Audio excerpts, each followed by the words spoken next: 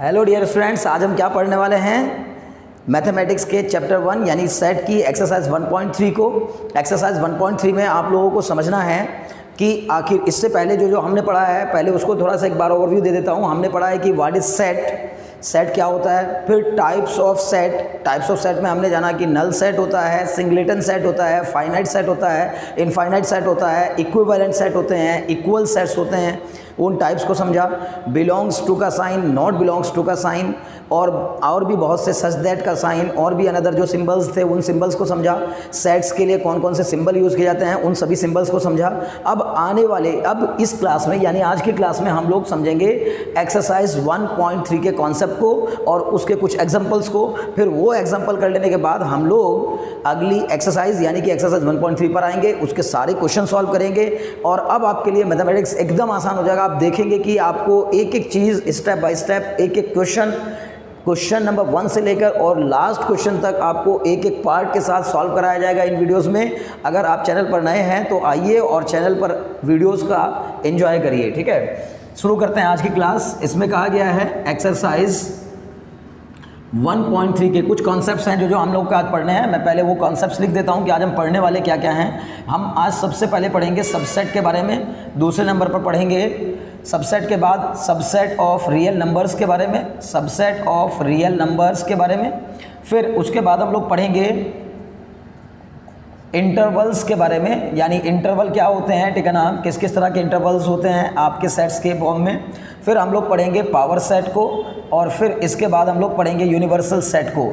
ये अभी हम लोग इसको एज अ थ्योरी पढ़ेंगे यूनिवर्सल सेट, ठीक है ना, और फिर इसके एग्जांपल्स लगा करके इस एक्सरसाइज को कंप्लीट करेंगे। अगर इससे पहले के वीडियोस आपने नहीं देखे हैं तो उन दोनों वीडियोस में हमने एक्सरसाइज 1.1 और एक्सरसाइज 1.2 को विद एग्जांपल कंप्लीट किया है। अगर आप चाहते हैं कि मैथमेटिक्स का एक एक क्वेश्चन, एनसीईआरटी का एक एक एग्जांपल, एक एक क्वेश्चंस आपकी उंगलियों पर हो और आपको समझ में आ जाए और आप मैथ्स में बेहतर परफॉर्म करें, 98, 99, 100 मार्क्स लाने वाला परफॉर्मेंस अगर आप चाहते हैं तो वीडियो के साथ जुड़े रहिए और लास्ट तक वीडियो को देखिए। आपको लास्ट तक जाते जाते आपको लगेगा कि वाकई में बहुत ज़्यादा आनंद लिया हम लोगों ने आज की क्लास का, बहुत एंजॉय किया आज की क्लास को, बहुत मज़े के साथ पढ़ा है हमने आज की क्लास।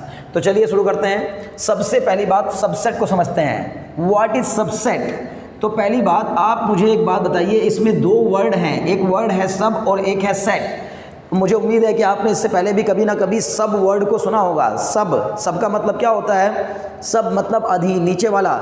जैसे आपने सुना होगा एसडीएम, सब डिस्ट्रिक्ट मजिस्ट्रेट, है ना, एसआई सब इंस्पेक्टर, समझ में आ रही बात ना, एसआई सब इंस्पेक्टर। तो यानी पहले ऊपर इंस्पेक्टर होता है, उसके नीचे सब इंस्पेक्टर, ऊपर डीएम, नीचे एसडीएम, मतलब सब डिस्ट्रिक्ट मजिस्ट्रेट, ठीक है ना।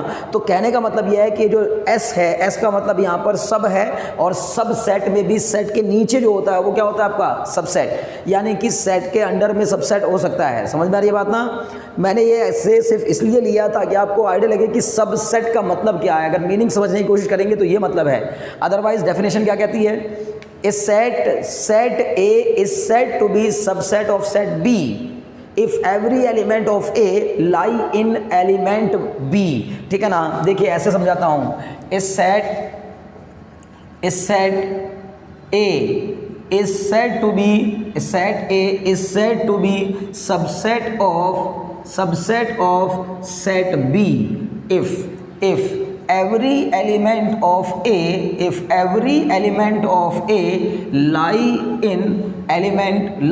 in set B। क्लियर? यानी ए बी का सबसेट कहलाएगा अगर ए के सभी एलिमेंट बी में लाई कर रहे हों। समझ में आ रही है बात? कितना आसान है।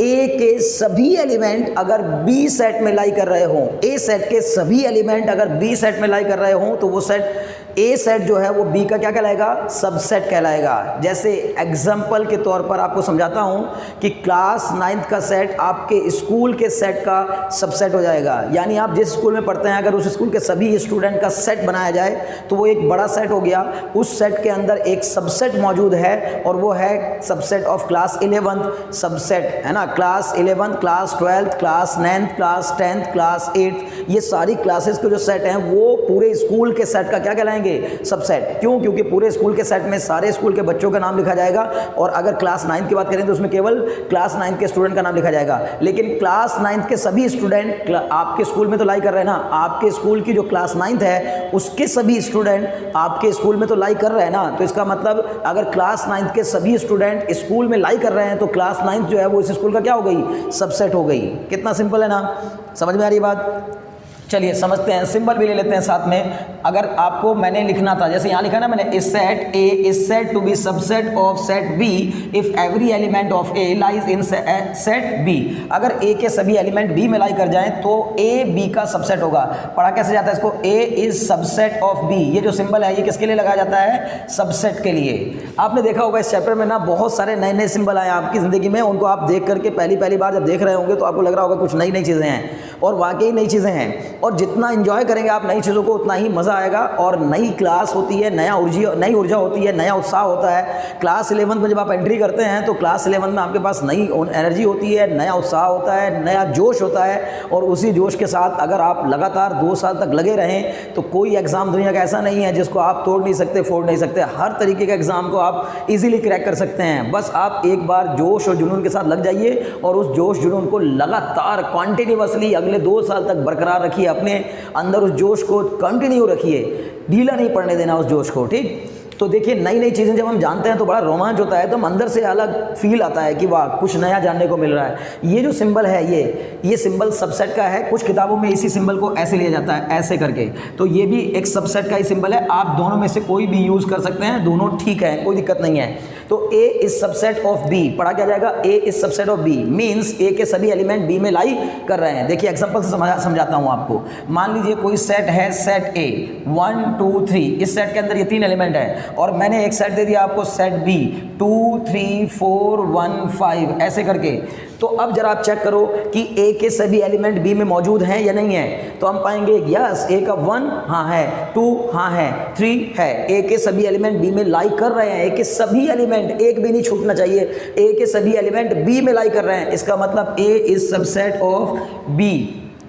अगर मैं कहने लगूँ आपको कि, अगर मैं आपसे कहने लगूँ कि जो निवासी हैं यूपी के, यानी यूपी के जो लोग हैं, यूपी के रहने वाले लोग, भारत के रहने वाले लोग तो हैं ही हैं, तो इसका मतलब UP is the subset of India. UP is the subset of India. Telangana is the subset of set India. अगर इंडिया का एक सेट बनाया जाए और यूपी का एक सेट बनाया जाए तो यूपी जो है वो इंडिया का एक सबसेट है, तेलंगाना जो है यूपी जो है वो इंडिया का एक सबसेट है। समझ में आ रही है बात?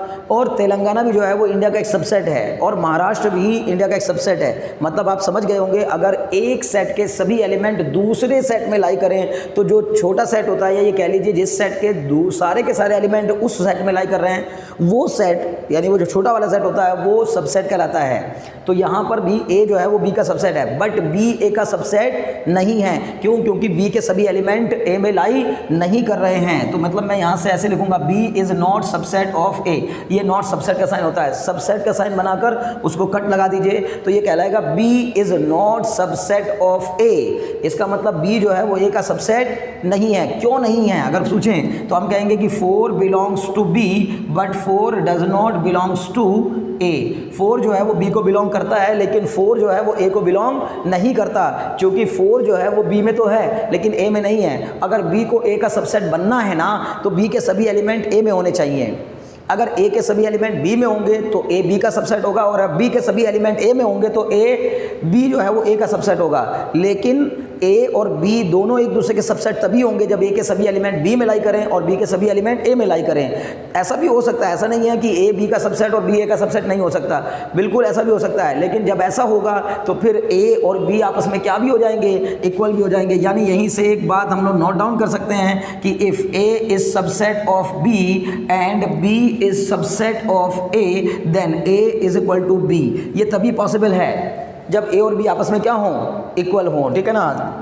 And A is equal to B हो जाएगा। अगर ए बी का सबसेट हो और बी ए का सबसेट हो तो इसका मतलब ए जो है वो बी के इक्वल होगा, श्योरली इक्वल होगा। जैसे समझिए, अगर मैंने आपसे कहा कि एक सेट है set A E I O you, और मैंने कह दिया एक सेट है set B E I O U A, तो आप पाएंगे कि इसका मतलब ए के सभी एलिमेंट बी में लाई कर रहे हैं। आप देखिए, ए हाँ है, ई हाँ है, आई हाँ है, ओ हाँ है, यू हाँ जी है, लेकिन बी के सभी एलिमेंट जरा चेक करिए एक बार। ई यस है, आई बिल्कुल है, ओ हाँ जी है, यू है, ए है बिल्कुल है। तो ए बी का सबसेट है और बी ए का सबसेट है। यहाँ साफ साफ दिखाई दे रहा है A is subset of B and B is subset of A. और जब ये दोनों चीज़ें एक साथ लागू हो जाए, ये तभी पॉसिबल है जब ए और बी आपस में क्या हो, इक्वल हो। या फिर आप ये कह सकते हैं, अगर ये प्रूफ हो जाए तो हम कह सकते हैं श्योरली कि ए बी के इक्वल होगा।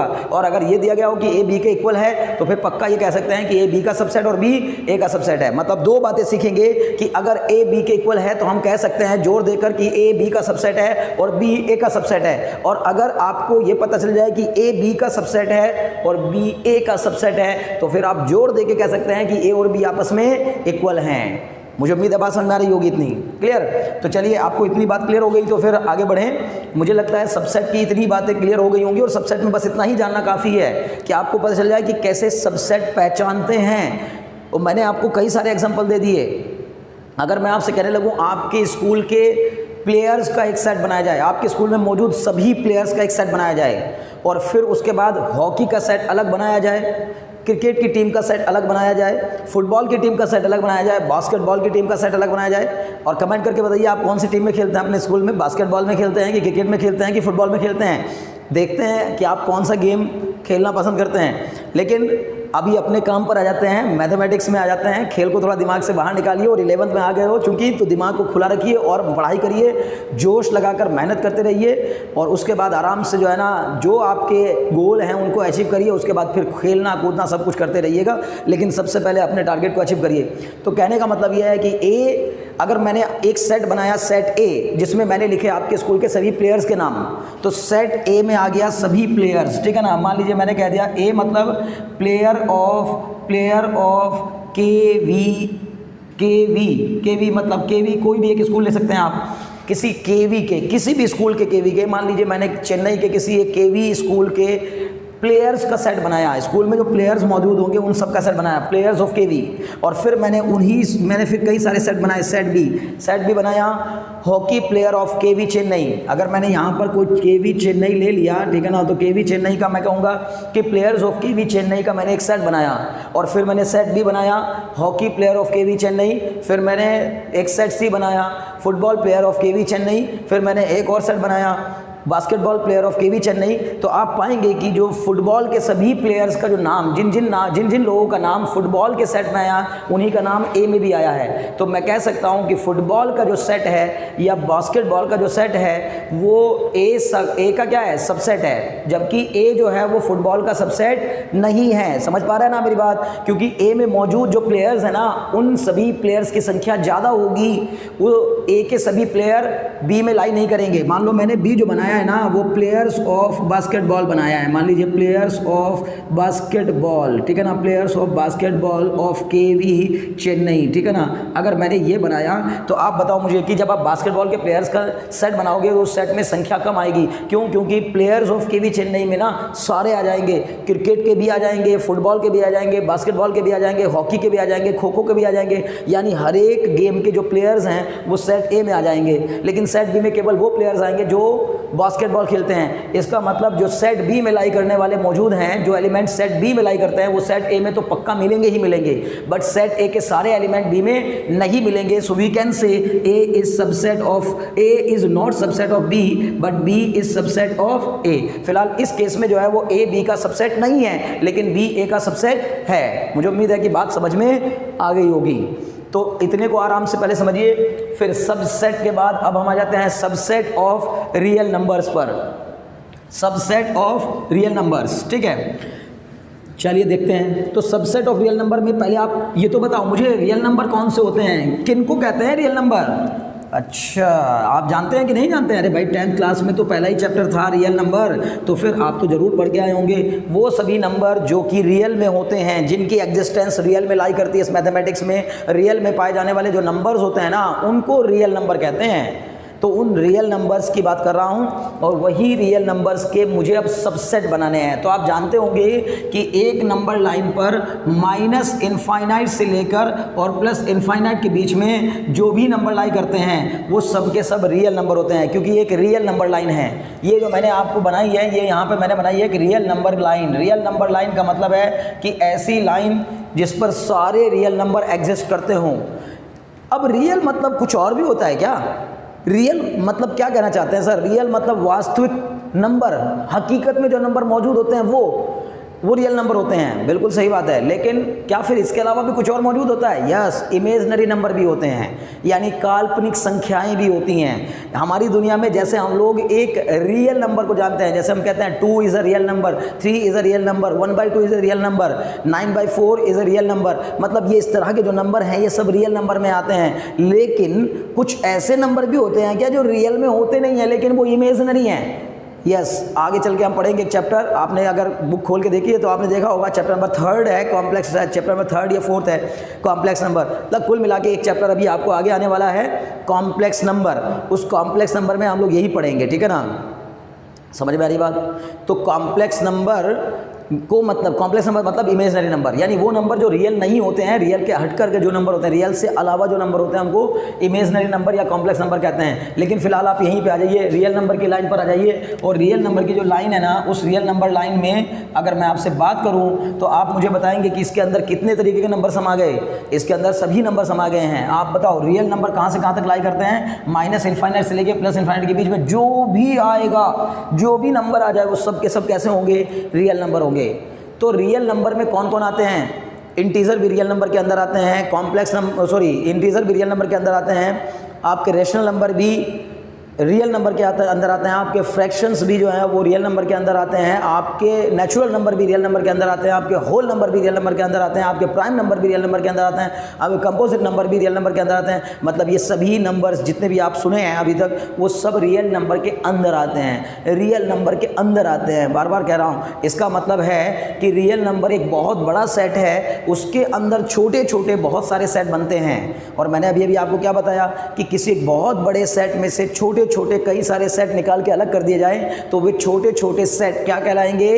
सबसेट कहलाएंगे। समझ गए ना? एक डिवीज़न को कई पार्ट में बांट दो तो सब डिवीजन्स हो जाते हैं उसके।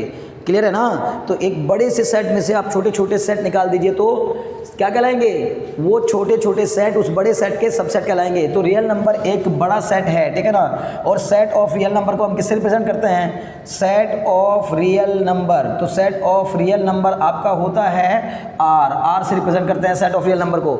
और अगर R set of real number है तो इस रियल नंबर के सेट के अंदर कौन कौन आ जाएगा?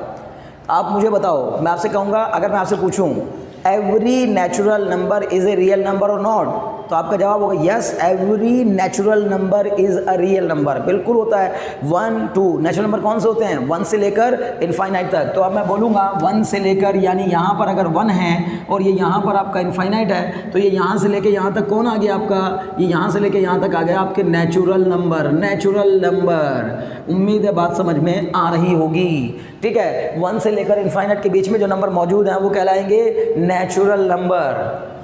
क्लियर?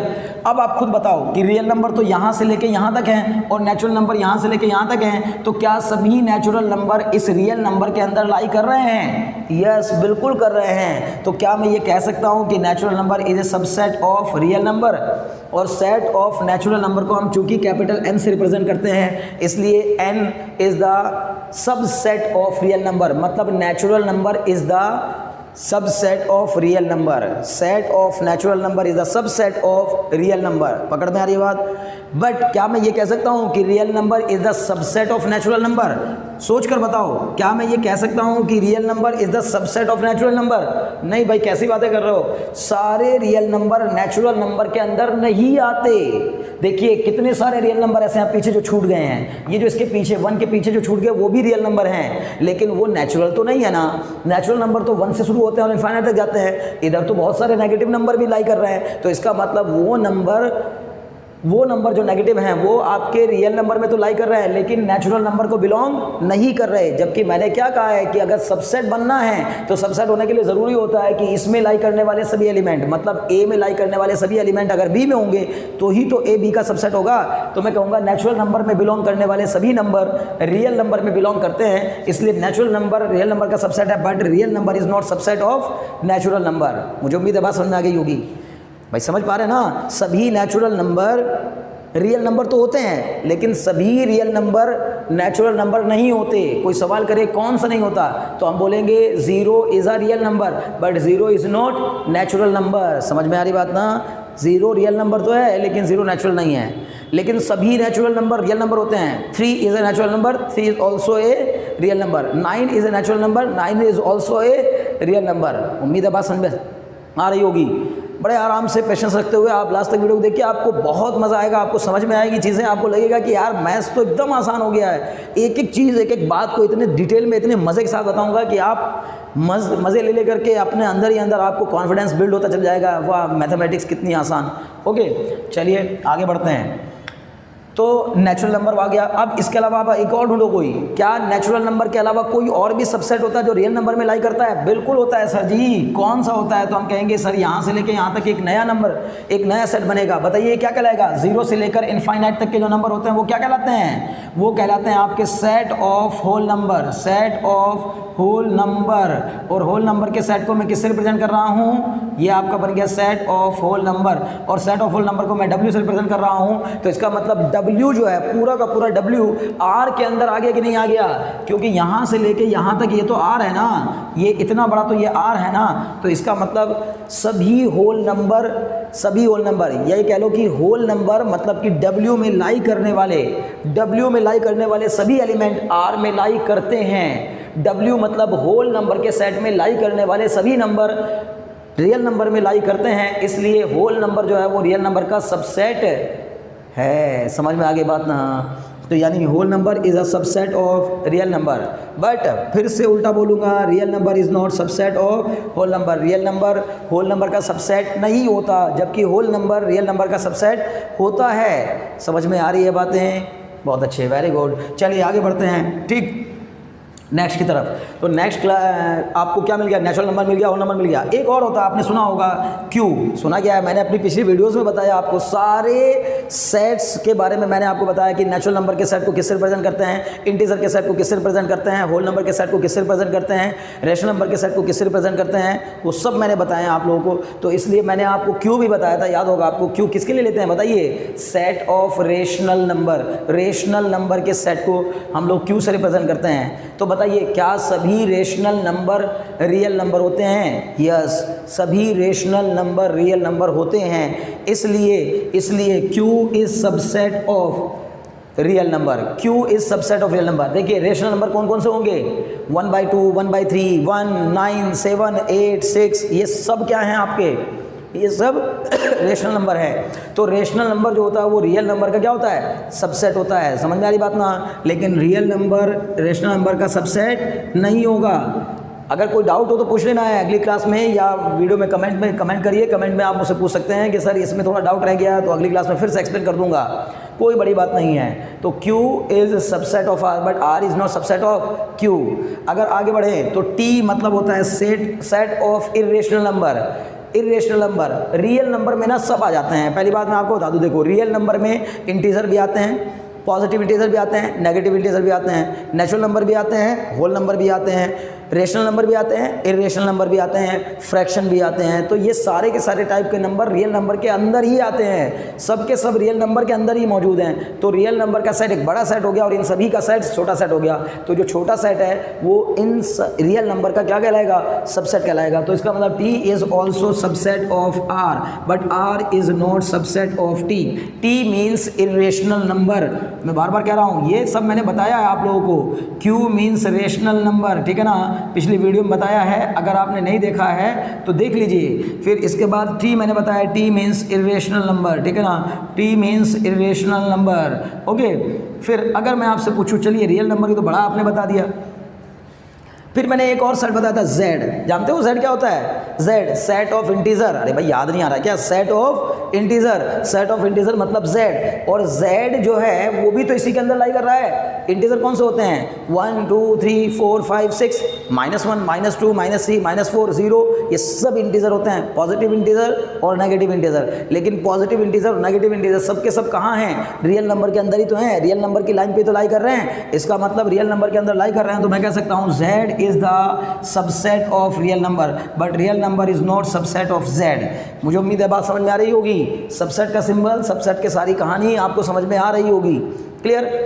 चलिए अब मैं आपसे एक सवाल करता हूं, आप मेरे को बताइए ध्यान से सोचकर, अगर आप ध्यान से पढ़ रहे हैं तो आपको समझ में आ रहा होगा। अगर मैं आपसे पूछूं कि बताइए z is a subset of natural number और नॉट, z जो है यानी इंटीजर जो है वो नेचुरल नंबर का सबसेट है या नहीं है, तो मैं कहूँगा कि नहीं है। क्यों नहीं है?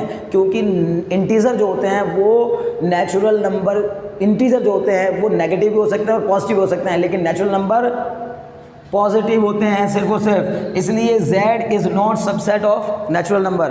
अरे समझ तो पा रहे हैं ना आप? मान लो मैं z का सेट लिखूं तो ये ऐसे लिखा जाएगा, इधर ये पीछे से आएगा और कहाँ से मैंने ले लिया, मान लीजिए -3 -2 -1 0 +1 +2 +3, और ऐसे आगे तक कहाँ तक जाएगा? बहुत आगे तक जाएगा। ये सब क्या है? इंटीजर है, इंटीजर।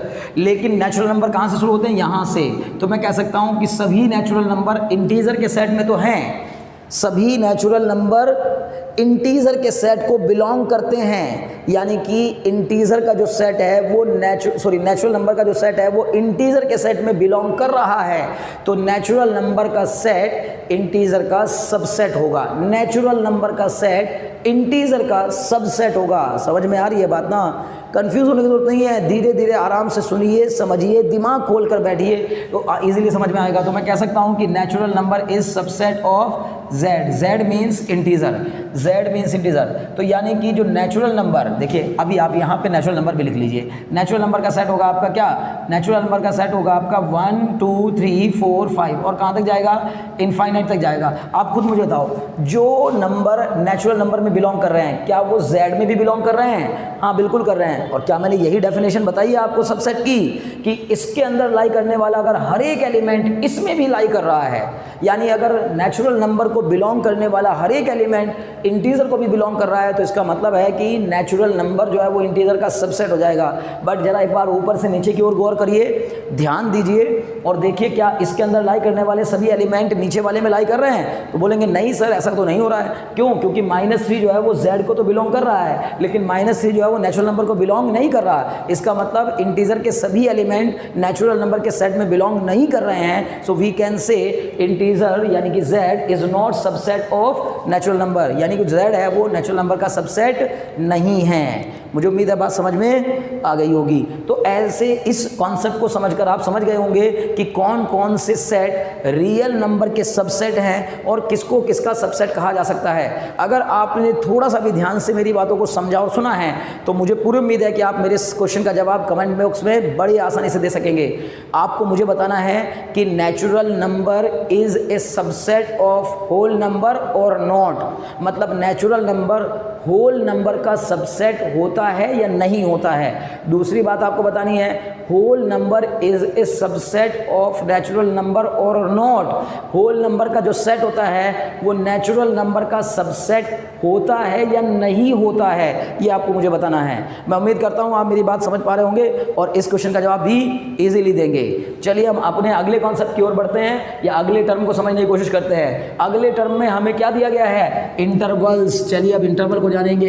अगर आपने पहली बात सबसेट को अच्छे से जान लिया और सबसेट ऑफ रियल नंबर को अच्छे से जान लिया तो अब आसानी से जान लेंगे आप किसको? इंटरवल को। इंटरवल मतलब अभी समझाता हूँ। वैसे तो आप इंटरवल का मतलब जानते होंगे, इंटरवल मतलब वो वाला इंटरवल नहीं जो क्लास में, वो भी इंटरवल, हालांकि एक इंटरवल ही होता है, उसको भी कहा जाता है कि क्लास से 4 पीरियड के बाद आपको इंटरवल मिल रहा है, मतलब एक इंटरवल ऐसा मिल रहा है जिसमें आप 4 क्लास के बाद रिलैक्स हो जाइए, ठीक है। लेकिन यहाँ पर भी हम लोग जो इंटरवल पढ़ रहे हैं उसका मतलब यही है, इंटरवल मतलब एक तरीके का एक पीरियड, एक जगह से दूसरी जगह के बीच का जो एक वक्फा होता है, जो एक जगह होती है, जो एक साइज़ होता है, उसको कहा जाता है इंटरवल, ठीक है। ऐसे समझिए, जैसे मान लीजिए मैंने कहा 1 से लेकर 9 तक, 1 to 9, तो 1 to 9 एक इंटरवल है, 1 से लेकर 9 तक के इंटरवल की बात कर रहा हूँ, तो 1 to 9 मतलब 1 से लेकर 9 तक। लेकिन अब ये इंटरवल कितने तरीके के होते हैं, इनको कैसे लिखते हैं, ये सब समझेंगे हम लोग।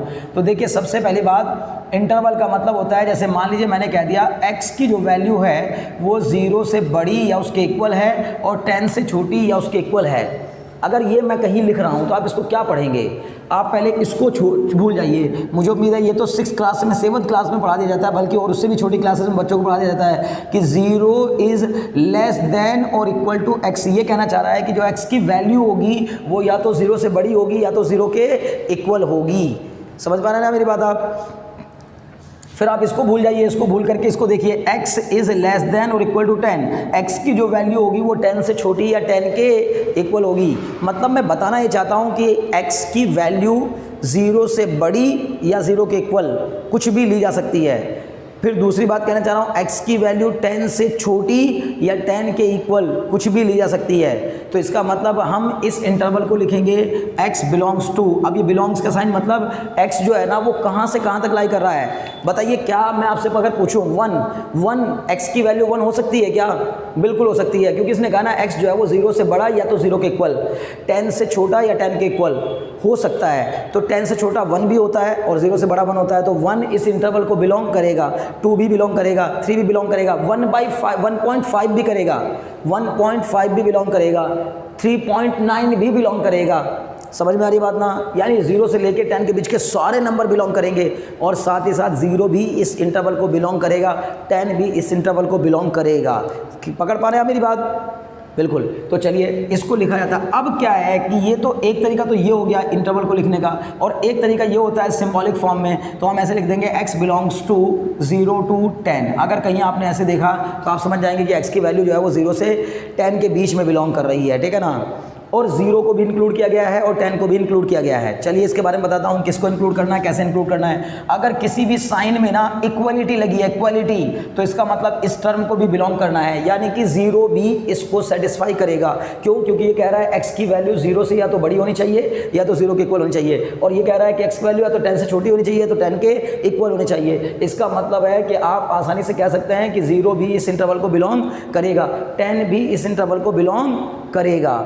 अब इसको समझते हैं कि ये कितने टाइप के होते हैं, ठीक है ना। तो टाइप्स ऑफ इंटरवल जान लेते हैं। टाइप्स ऑफ इंटरवल, इंटरवल के टाइप 3 टाइप होते हैं सही मायनों में, लेकिन फिर भी कुछ किताबों में 4 लिखे रहते हैं, लेकिन वो तो एक ही जैसा होता है। सेमी ओपन कहो या सेमी क्लोज कहो वो एक ही हो जाएगा।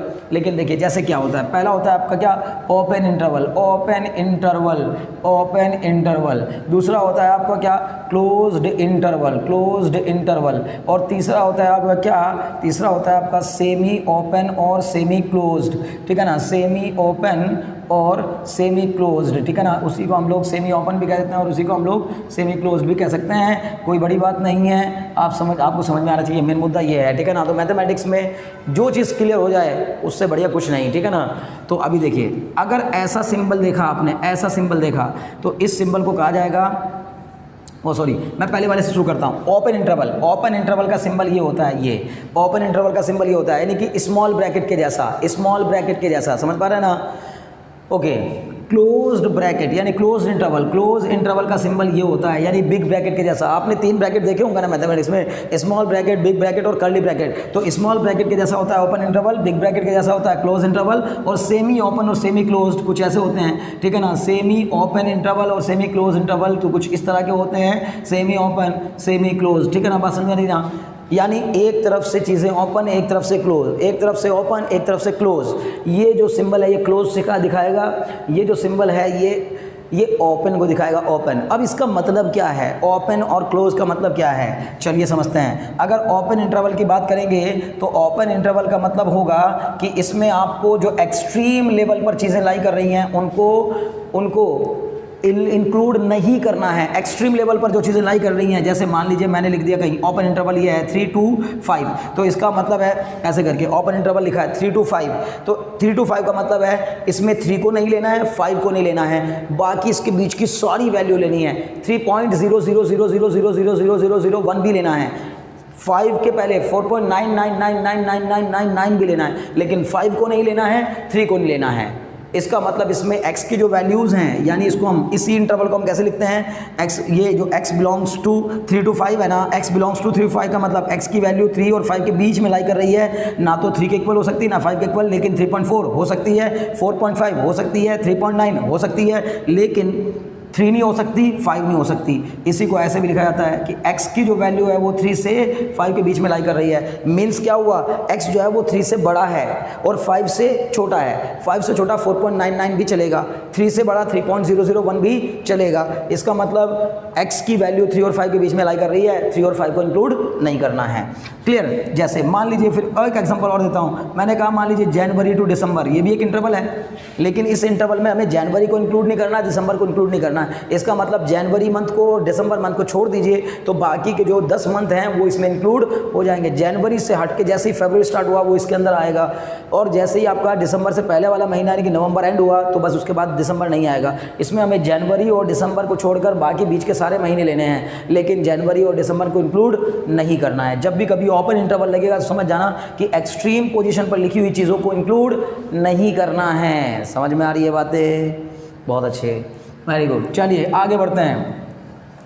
अगला देखिए, अरे भाई क्या बात, सेकंड क्या कह रहा है, क्लोज इंटरवल। क्लोज इंटरवल, अगर क्लोज इंटरवल की बात करूंगा तो क्लोज इंटरवल में ये आएगा आपका बिग ब्रैकेट। तो क्लोज इंटरवल के अंदर जो आपका बिग ब्रैकेट आया, इस बिग ब्रैकेट में ना चीज़ों को इंक्लूड करना है, जो एक्सट्रीम लेवल पर लिखी हुई चीज़ें होंगी उनको भी इंक्लूड करना है। इसमें 3 और 5 को इंक्लूड नहीं करना था, इसलिए यहाँ इक्वल का साइन नहीं लगाया था। लेकिन अगर मैंने कहीं लिख दिया x बिलोंग्स टू 3 to 6, तो x बिलोंग्स टू 3 to 6 का मतलब इसमें 3 भी इंक्लूड होगा, 6 भी इंक्लूड होगा, मतलब x की वैल्यू 3 भी हो सकती है, 6 भी हो सकती है, और x की वैल्यू 3 और 6 के बीच में कुछ भी हो सकती है। समझ गए ना? तो इसी को अगर मुझे वैसे लिखना है इंटरवल के फॉर्म में, तो ऐसे लिखूंगा कि x जो है वो 3 से बड़ा और 6 से छोटा, 3 के इक्वल या 6 के इक्वल भी हो सकता है। देखिए ये साइन यही दिखा रहा है कि x की जो वैल्यू है वो या तो 3 से बड़ी होगी या तो 3 के इक्वल होगी, और ये बता रहा है कि x की वैल्यू या तो 6 से छोटी होगी या तो 6 के इक्वल होगी। मुझे उम्मीद है बात समझ में आ रही होगी। ओके, मान लीजिए अब इसी तरह मैंने यहाँ लिख दिया जनवरी टू दिसंबर, तो जनवरी टू दिसंबर में अब इसमें सारे आ जाएंगे, 12 के 12 महीने इसमें इंक्लूड हो गए। मतलब अगर मैं आपसे कहना चाहता हूँ कि don't waste your single minute from Jan to December, और ये वाला इंटरवल ले लूँ, तो इसका मतलब जनवरी के 1 जनवरी से लेकर और 31 दिसंबर तक एक दिन भी, 1 मिनट भी आप अपना बेकार मत गवाइए, यूजलेस चीज़ों में मत गवाइए, ठीक है ना, बेकार की चीज़ों में मत गवाइए। लेकिन अगर यहाँ बोल रहा हूँ तो फिर यहाँ जनवरी का महीना आराम से बिताओ, दिसंबर का महीना आराम से बिताओ, बीच के महीनों में ये मतलब कुछ भी यूजलेस नहीं करना है, कोई भी ऐसा काम नहीं करना है, अपना टाइम वेस्ट नहीं करना। हालांकि ऐसा नहीं बोलूँगा, मैं ऐसा ही बोलूँगा कि जनवरी टू दिसंबर जब तक आपको अपना लक्ष्य ना मिल जाए तब तक जनवरी टू दिसंबर आप लगे रहिए, लगे रहिए, लगे रहिए। जितना हो सकता है मैक्स टू मैक्स अपना दीजिए, अपना बेस्ट दीजिए, अपना फुल पोटेंशियल लगाइए। फिर उसके बाद हर एक एग्ज़ाम आपके लिए एकदम बिल्कुल ईजी हो जाएगा। हर एक एग्ज़ाम आपके सामने सरेंडर कर देगा कि अरे भैया ये वो व्यक्ति है जो जनवरी टू दिसंबर लगा रहता, छोड़ेगा नहीं हमें, ठीक है ना।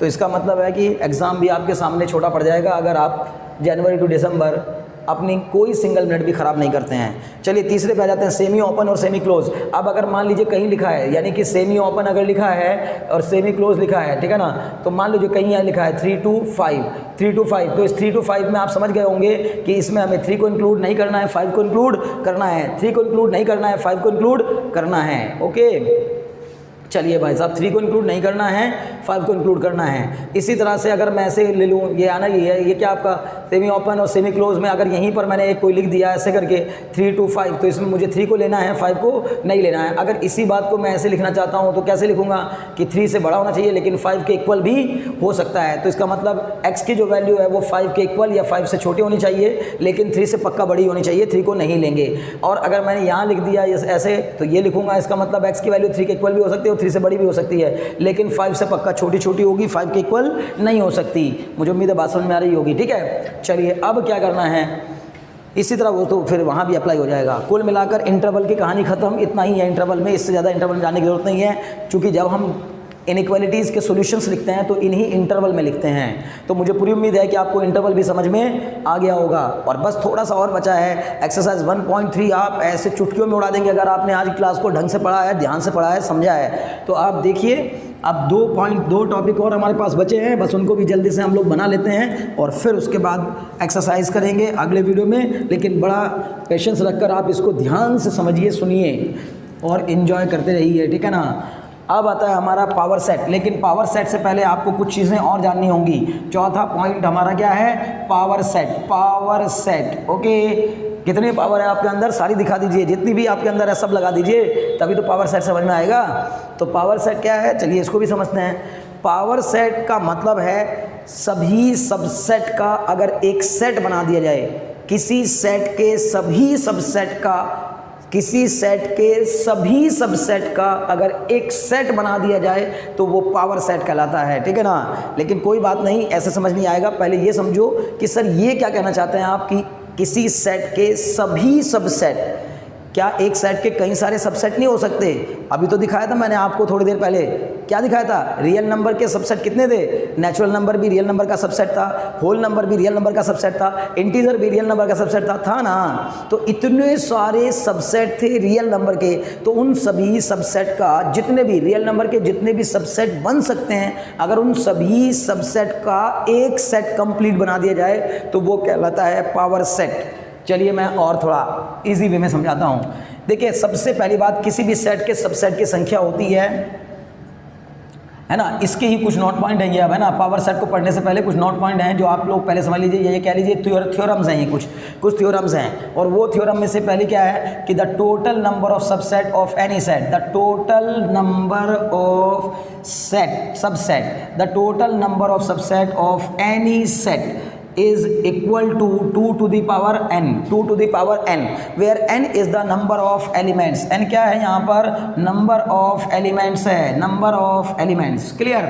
यानी किसी भी एक सेट के सभी सबसेट कितने बन सकते हैं, टोटल नंबर ऑफ सबसेट कितने बनेंगे, किसी एक सेट के टोटल नंबर ऑफ सबसेट कितने बनेंगे वो मैं आपको बता दूं, तो वो बनेंगे 2 की power n, where n is the number of elements. n जो है वो क्या है, नंबर ऑफ एलिमेंट है। मतलब कहने का ये हुआ कि अगर मान लीजिए मैंने आपको कहा ये एक सेट है, सेट A 1 2 3, और मैं पूछूं इसके टोटल सबसेट कितने बनेंगे, टोटल नंबर ऑफ सबसेट। अगर मैं आपसे कहूं कि बताओ इस सेट के total number of subset of set A, set A के टोटल नंबर ऑफ सबसेट कितने होंगे, तो बताएंगे 2 to the power n means 2 to the power 3। कितने एलिमेंट है इसके अंदर, 1 2 3, 2 की पावर 3, 2 की पावर 3 मतलब 8। तो इसका मतलब इसके 8 सबसेट बनेंगे। अगर हम A सेट के सभी सबसेट बनाने की कोशिश करें तो 8 बनेंगे, 8 से ज़्यादा नहीं बनेंगे, 8 से कम नहीं बनेंगे।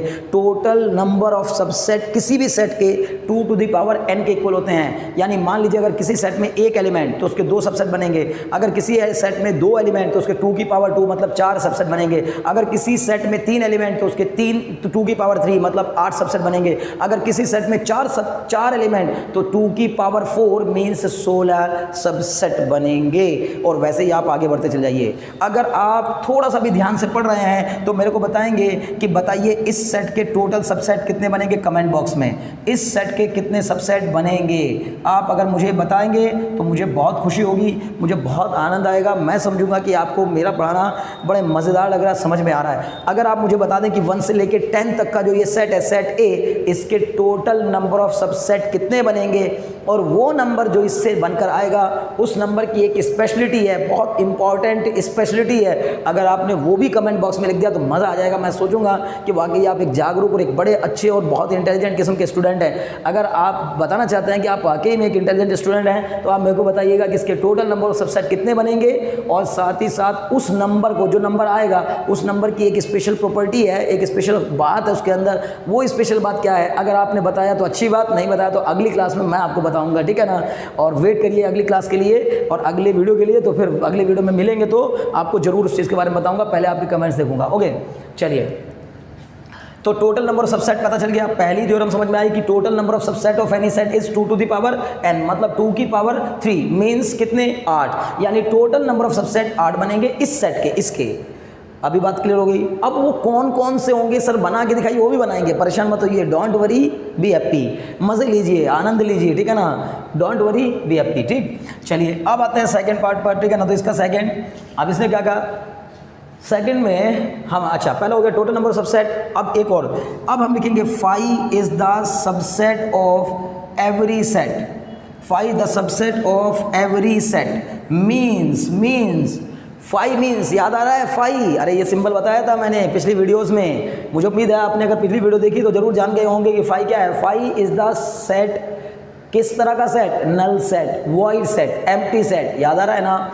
तो हम कह सकते हैं कि null set is the subset of every set, empty set is the subset of every set. Null set जो होता है वो हर एक सेट का सबसेट होता है, हर एक सेट का सबसेट होता है फाई। ये तो कन्फर्म है, इसका मतलब किसी भी सेट के अगर आपको सबसेट लिखने हैं तो फाई तो पूरा तुरंत लिख दीजिए, सबसे पहले आप लिख दीजिए कि फाई इसका एक सबसेट है, कन्फर्म, ठीक है ना। ओके चलिए तीसरे वाले की बात करते हैं, तीसरी प्रॉपर्टी या तीसरी थ्योरम्स क्या कहती है कि every set is a subset of itself, every set is the subset of itself, subset of itself, हर एक सेट अपने ही आपका सबसेट तो होता ही है। जैसे हर एक नंबर अपने आप से डिवाइड तो हो ही जाता है, उसी तरह अरे भाई हर एक नंबर खुद से तो डिवाइड हो जाता है ना। अगर किसी का आपको कोई फैक्टर ना पता हो, आपसे कोई कहे 18 के फैक्टर बताओ, कुछ ना पता हो तो बोल दो 18 तो उसका फैक्टर है ही है, यानी कि कंफर्म है कि 18 का फैक्टर 18 तो है ही, क्लियर। तो अब यहाँ पर आप समझ लीजिए कि every set is a subset of itself, हर एक सेट का सबसेट वो अपने आप, कोई भी सेट अपने आप का सबसेट तो होगा ही होगा। तो आपको अब तक 3 बातें समझ में आई होंगी क्लियरली, बहुत अच्छे। अब आ जाइए आप पावर सेट पर, अब मुझे मज़ा आएगा आपको पावर सेट की डेफिनेशन लिखवाने में। तो पहले तो आपने ये 3 थ्योरम्स जान ली और उसके बाद पावर सेट, तो हम कहेंगे the set of all the subsets of any set, all the subsets of any set, किसी सेट के सभी सबसेट का जो एक सेट बनता है, किसी सेट के सभी सबसेट का जो एक सेट बनता है वो कहलाता है पावर सेट, जिसकी बड़ी पावर होती है, पावर सेट, ठीक है ना। तो कहने का मतलब है एक ऐसा सेट जिसके किसी भी सेट के सभी सबसेट बनाइए, फिर उन सभी सबसेट का एक सेट बना दीजिए, वो कहलाएगा पावर सेट। चलिए समझते हैं चीज़ों को।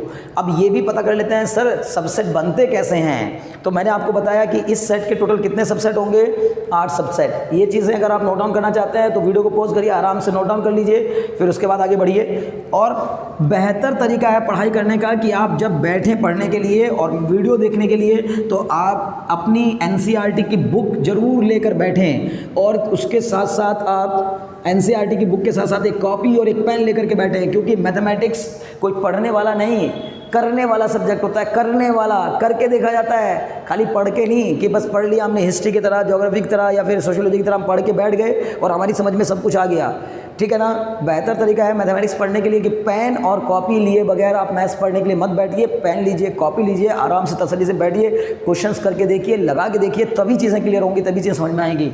तो अभी बात करते हैं हम लोग किसकी, सबसेट की। तो मैंने अभी आपको एक सेट दिखाया था, सेट ए, और उस सेट में कितने एलिमेंट थे, 3 एलिमेंट। तो मैंने कहा था इसके टोटल 8 सबसेट बनेंगे। कितने सबसेट बनेंगे, 8 सबसेट। देखिए वो 8 सबसेट कौन कौन से होंगे। तो मैंने एक थ्योरम बताया आपको, phi is the subset of every set. इसका मतलब फाई तो सबसेट होगा ही होगा, हर एक सेट का सबसेट होगा, है ना। फाई जो है वो हर एक सेट का सबसेट होगा, तो इस सेट का सबसेट भी फाई होगा ही होगा, मतलब एक नल सेट तो इसका सबसेट होगा ही होगा। अब इसका एक सबसेट क्या बन जाएगा, 1। आप देखिए ध्यान से देख कर बताइए मुझे, क्या 1 इसका सबसेट है कि नहीं है। बिल्कुल। क्या ये वाला सेट इस वाले सेट का सबसेट है कि नहीं है, बिल्कुल है सर। क्यों, क्योंकि इस सेट के सभी एलिमेंट इसमें लाई कर रहे हैं, सभी मतलब इसमें एक ही तो है, लेकिन जो भी इसके अंदर है वो इसके अंदर भी है। इसका मतलब है कि ये जो छोटा वाला सेट है वो उसका सबसेट कहलाएगा। इसी तरह एक बनेगा क्या, 2, एक बनेगा क्या, 3, एक बनेगा क्या, 1,2, और एक बनेगा क्या, 2,3, और एक बनेगा क्या, 1,3 और बताइए कितने बन गए, 1 2 3 4 5 6 7, ये 7 बन चुके हैं। और एक बनेगा क्या 1,2,3, एक सबसेट बनेगा 1,2,3। ये कैसे बना बताइए। तो मैंने कहा था हर एक सेट अपने आप का सबसेट तो होता ही है, यानी कि ये जो सेट है ये खुद का ही सबसेट तो होगा ही होगा।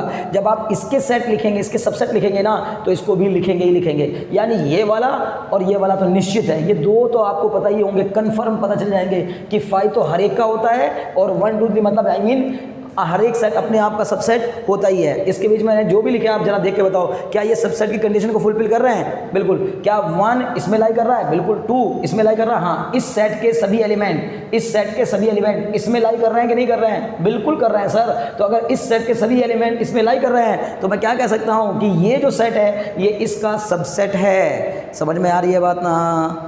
बहुत अच्छे। तो मैंने जो सेट बनाए कितने बने टोटल? देखिए 8 बने कि नहीं बने। और मैंने आपको यही बताया था कि अगर 3 एलिमेंट हैं तो उसमें टोटल सबसेट कितने बनेंगे? 8 बनेंगे। लेकिन अगर मैं कहने लगूं कि मुझे इस सेट का पावर सेट बताओ, पावर सेट, तो मैंने आपको अभी क्या डेफिनेशन लिखवाई है कि किसी भी सेट के सभी सबसेट का एक सेट बना दिया जाए। तो इन सभी सबसेट का एक सेट बना दिया जाए तो ये जो मैंने बड़ा सा सेट बनाया है, ये बड़ा सा सेट इस ए का क्या कहलाएगा?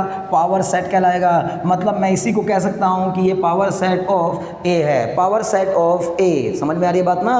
कहने का मतलब है कि अगर ए के सभी सबसेट पहले मैंने बनाए और ए के उन सभी सबसेट का मैंने एक नया सेट बनाया, बड़ा सा सेट, तो वो बन गया पावर सेट ऑफ ए। लेकिन पावर सेट ऑफ ए में अब ये एलिमेंट का काम करेगा, ये 5 भी एक एलिमेंट का काम करेगा, ये 2 भी एक एलिमेंट का काम करेगा। अगर मैंने सवाल किया कि number of elements in power set of A, बताइए कितने आएंगे? Number of elements, number of elements in power set of A, इसी क्वेश्चन के हिसाब से in power set of A, अगर ए के पावर सेट में कितने एलिमेंट आए अगर पूछूं तो 8 एलिमेंट हो गए।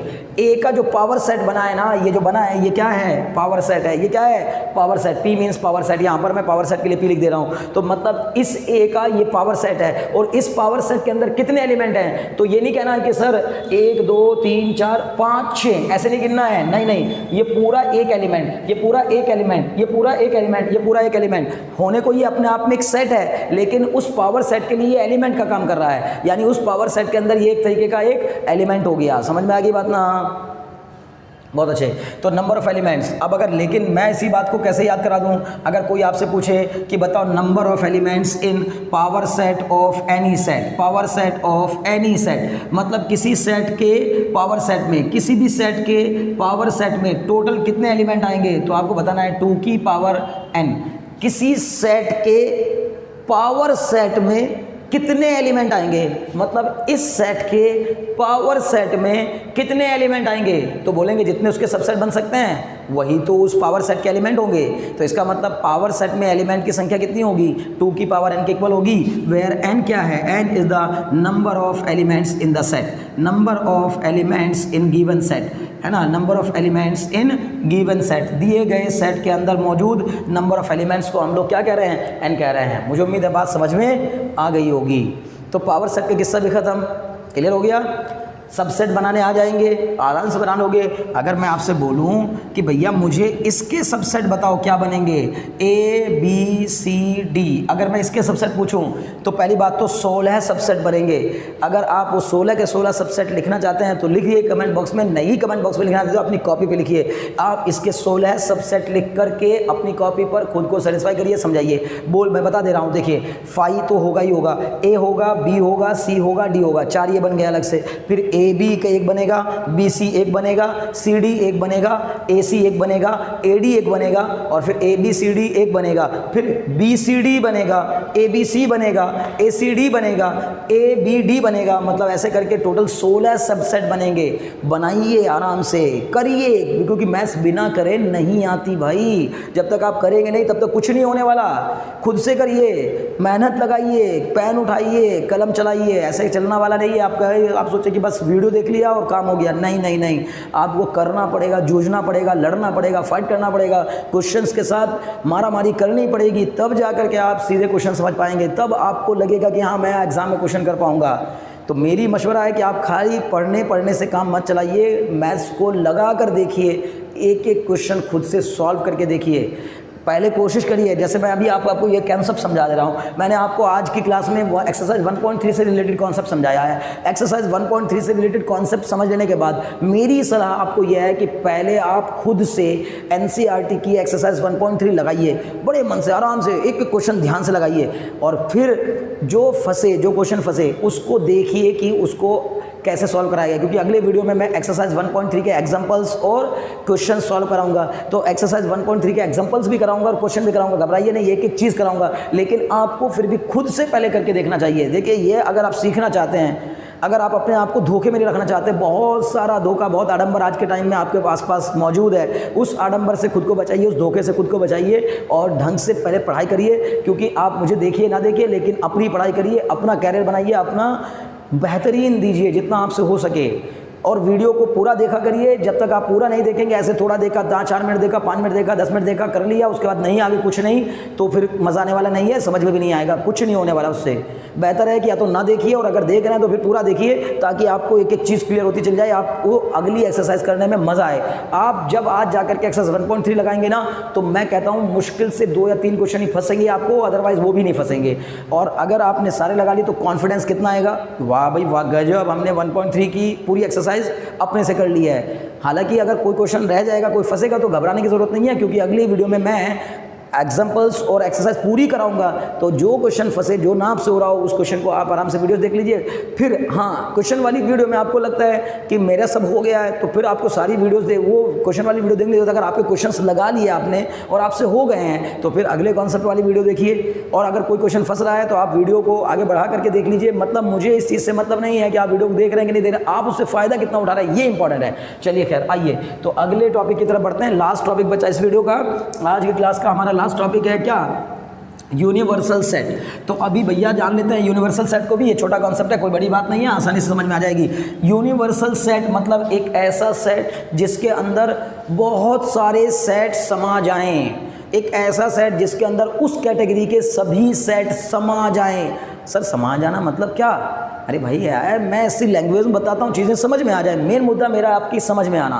जब तक आपको समझ में नहीं आएगा तो मेरे पढ़ाने का कोई फ़ायदा नहीं है। आप पढ़ाइए, आप समझिए, मैं पढ़ा रहा हूँ तो आप समझिए ढंग से, और मेरी बात आपकी क्लियर हो जाए, आपके दिमाग में घुस जाए, बस यही मेरा मकसद है। तो सबसे पहली बात, यूनिवर्सल सेट मतलब एक ऐसा सेट जिसके अंदर सभी सेट, उस कैटेगरी के सभी सेट समा जाएं, वो कहलाएगा आपका यूनिवर्सल सेट। यूनिवर्सल सेट, तो पहली बात, यूनिवर्सल सेट को यू से रिप्रेजेंट करते हैं। यूनिवर्सल कितना बड़ा नाम है ये पता है ना, यूनिवर्स से बना है यूनिवर्सल। जैसे इस पूरे यूनिवर्स में कौन कौन समा गया, सारे प्लैनेट्स आ गए यूनिवर्स के अंदर, सारी गैलेक्सीज हैं, प्लैनेट्स हैं, है ना, सोलर सिस्टम है, और सब कुछ यूनिवर्स के अंदर मौजूद है। तो यूनिवर्स बड़ा सारा, बहुत बड़ा, जिसमें सब आ जाए, और यूनिवर्स के अंदर छोटे छोटे बहुत सारे सेट्स हैं। तो वैसे ही मैथमेटिक्स में एक होता है यूनिवर्सल सेट, तो ऐसा सेट जिसमें कि सारे उस जैसे सारे सेट समा जाएं। जैसे मैं अगर कहने लगूँ कि सेट ऑफ लाइंस, ठीक है ना, सेट ऑफ लाइंस,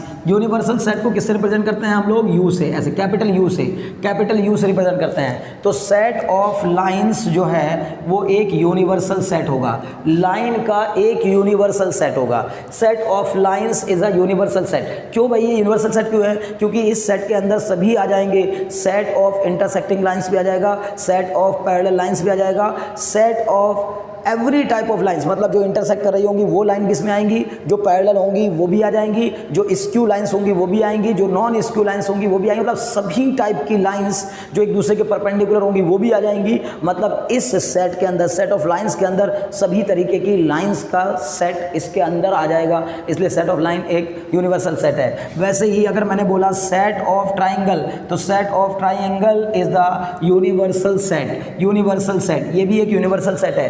क्यों है ये यूनिवर्सल सेट? क्योंकि सेट ऑफ ट्राइंगल, मैंने कहा है ट्राइंगल का सेट। अब ट्राइंगल के सेट में ना स्केलियन ट्राइंगल भी आ जाएंगे, इक्विलैटरल ट्राइंगल भी आ जाएंगे, ऑब्ट्यूस एंगल ट्राइंगल भी आ जाएंगे, एक्यूट एंगल ट्राइंगल भी आ जाएंगे, आइसोसेलेस ट्राइंगल भी आ जाएंगे, इक्विलैटरल ट्राइंगल भी आ जाएंगे, राइट एंगल ट्राइंगल भी आ जाएंगे। यानी सभी टाइप के ट्राइंगल ट्राइंगल के अंदर आते हैं। तो इसका मतलब ट्राइंगल का अगर एक सेट बनाया तो वो एक बड़ा सेट होगा जिसको यूनिवर्सल सेट कहा जाएगा।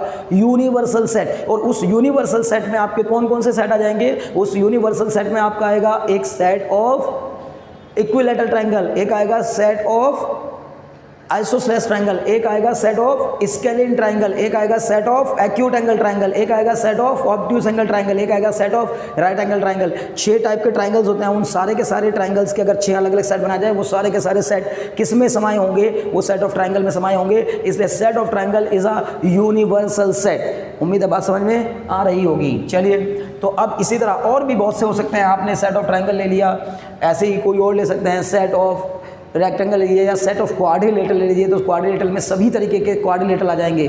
Set of quadrilateral, set of quadrilateral, तो सेट ऑफ क्वाड्रिलेटरल में सभी आ जाएंगे। ये भी एक यूनिवर्सल सेट कहलाएगा। इस यूनिवर्सल सेट के अंदर सभी तरीके के क्वाड्रिलेटरल आ जाएंगे, जैसे rhombus is a quadrilateral, parallelogram is a quadrilateral, है ना, rectangle is a quadrilateral, square is a quadrilateral. समझ में आ रही बात ना? Kite is a quadrilateral. मतलब जितने भी क्वाड्रिलेटरल आप देखते हैं वो सभी क्वाड्रिलेटरल, चाहे वो पैरेललोग्राम हो, चाहे वो रोम्बस हो, चाहे वो स्क्वायर हो, चाहे वो रेक्टेंगल हो, ठीक है ना, चाहे वो ट्रेपेजियम हो, सभी तरीके के क्वाड्रिलेटरल इस सेट ऑफ क्वाड्रिलेटरल के अंदर आ जाएंगे। इसलिए मैं कह सकता हूं कि set of quadrilateral is also a universal set.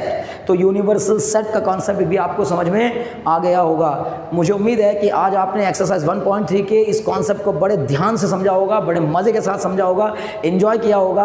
अगली वीडियो के लिए इंतजार करिए, और जैसे ही अगली क्लास में मैं आपको एक्सरसाइज 1.3 और एग्जाम्पल्स पढ़ाऊंगा, उनको बड़े ध्यान से करिए।